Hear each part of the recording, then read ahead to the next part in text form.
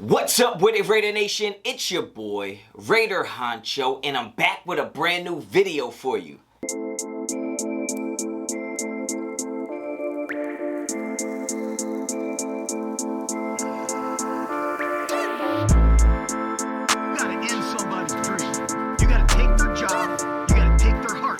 In this video, I'm going to be talking about three guys that are going to have make or break years in the upcoming 2021 season. I'm going to give you three names. These guys are on the hot seat. These guys are in the pressure cooker. These are going to be the three guys that I think their job is going to be decided on the 2021 season. Now let's get right into it, okay? So the first name on this list comes from no surprise. Everybody's going to have this guy on their list, but the first guy on the make or break season for me is going to be safety Jonathan Abram. Now, I think Jonathan Abram's a good player. I think Jonathan Abram's going to be just fine in his system. I think with Gus Bradley coming in, him being a box safety, playing close to the line of scrimmage, is going to do nothing but benefit him and give him his proper position, proper playing skills. It's going to use all his natural abilities and intangibles, and it's going to benefit him. But if it doesn't, I think that Jon Gruden will probably move on from Jonathan Abram. I mean, we brought in Carl Joseph.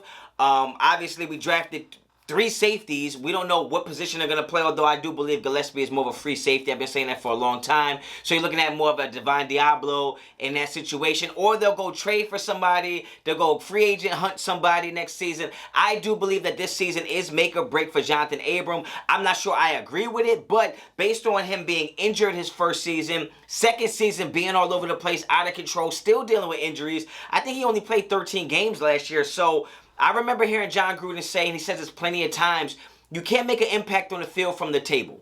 And what he means is by the trainer table. Like, you can't make an impact on the field if you're always injured. If you're always on the trainer's table, if you're always needing treatment, you don't get the practice reps, you don't get the game reps. And this is a business, man. We're not going to pay you all this money if you're not available. Your best ability is availability. So I do believe that this is a make or break season for Jonathan Abram, although I will go on the record saying that I think his job is secure because I think he's going to have a great season. I think he's going to play very well, but we cannot like take away from the fact that he has to play better. Last year was just outright atrocious. Shout out to my boy Raider Scout, man. Me and him on Twitter had a little back and forth about whether you could call it his rookie season. Was it an excuse? Was it not an excuse? Regardless of what the reasoning is, his play last year was just atrocious, absolutely unacceptable. And if he doesn't play better, I believe he's on the chopping block, okay? Now, my number two guy who is entering a make-or-break season with all the pressure on him is going to be our GM, Mike Mayock. And honestly, I think this one is not fair. But the truth is the truth, and the facts is the facts, and the spade is a spade, okay? Like, let's keep it a buck. Let's keep it a bean. Let's keep it all the way tall. Let's keep it 100. Let's keep it 1,000. However you want to say it, cut it, shake it, break it, cut it, whatever you want to do. You got to keep it real and understand that Mike Mayock's draft picks have to play better.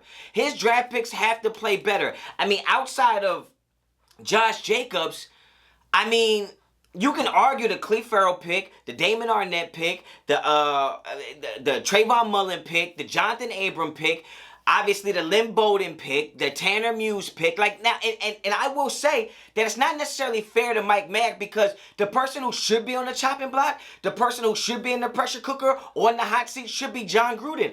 But it is to my understanding and my belief and my opinion that the relationship that Jon Gruden has with Mark Davis and the Davis family will buy him more time than it would buy an average guy. And that's just the facts of it, man. Like, their friendship, their buddy-buddy, Mark Davis will get rid of Mike Mayock before he gets rid of Jon Gruden, even if it's Jon Gruden he should get rid of. Because let's be real.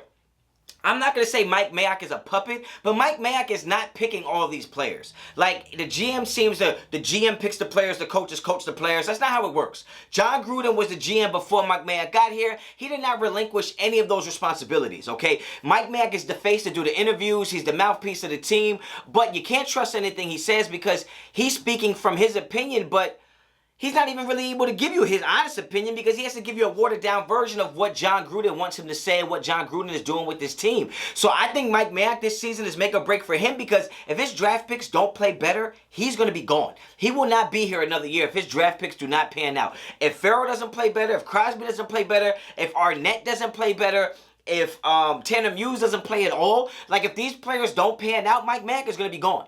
Mike Mayock is going to be gone because if we go 6-11, if we go 5-12, if we even go 500, I believe Mike Mayock is going to be gone. That's just my opinion because you really should blame the coaching staff. You really should blame John Gruden if the team doesn't succeed, because I believe he has the most voice and the loudest voice in the room when it comes to picking players and bringing in free agents. I don't care what anybody tells me. You can get in the comments and tell me you're wrong all you want.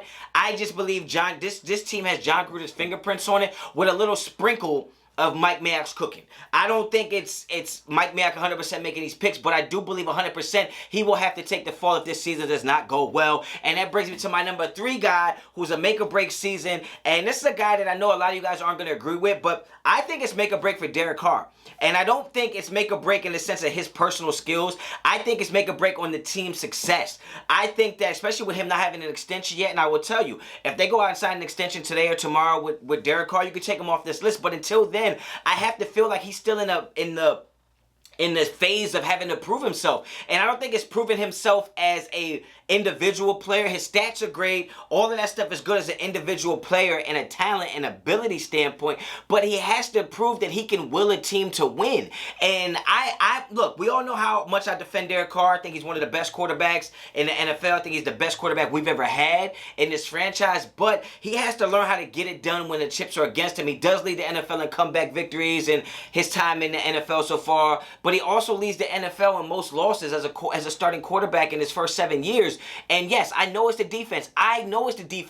But at the end of the day, you have to assume that our defense is going to be better than it was last year. You're going to have to assume that our defense is going to cause more turnovers. You're going to have to assume those things. And if we assume all those things and yet we don't get the wins, I know our schedule is hard.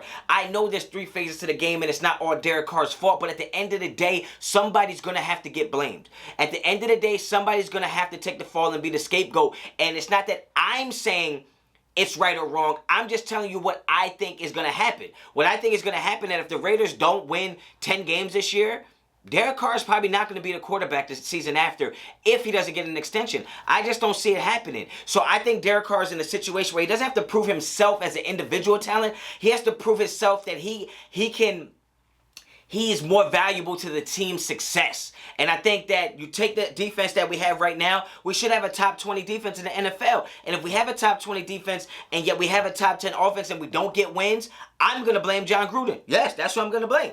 But I think the organization will move on from Derek Carr. So it's not me saying this is who Raider Honcho thinks is on a hot seat. This is my viewpoint from the organization standpoint. I think the organization standpoint goes, Abram needs to play better or he's gone. Mike Mayock's draft picks need to play better or he's gone. Derek Carr needs to find a way to win us some more games or he's gone. Those are just my opinions. Get down in the comments. Let me know what you think. If you like the video, like the video. If you like the content on this channel, please subscribe to the channel. If you want to become a member of my Patreon or YouTube membership packages, the links are in the bio. This ain't Instagram. The links are in the description. Don't forget to follow me on Instagram and Twitter. Both are at Raider Honcho. Hit me up on that Patreon, man. We giving away tickets to Raiders games, giving away stuff every month. Raider Honcho merch. We're also doing a fantasy football league. It's gonna be really dope, man. So holla at your boy. You already know the vibes. So until the next time, Raider Honcho out.